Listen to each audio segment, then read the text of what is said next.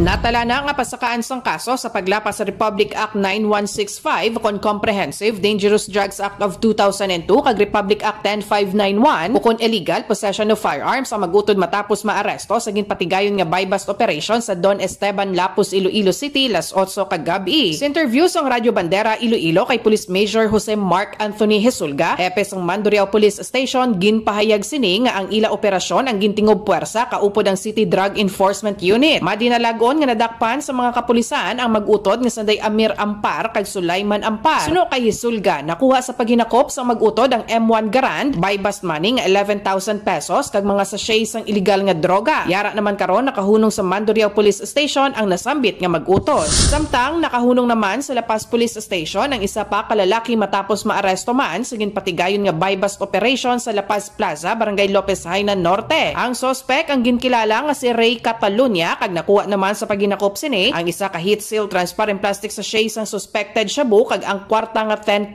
pesos. Kaso naman nga paglapas sa Republic Act 9165 kon Comprehensive Dangerous Drugs Act of 2002 ang igapasaka batok sa suspect. Ini si Karen Badilla nagabandera sa matuod nga serbisyo publiko kag kalingawan sa Iloilo, Radyo Bandera.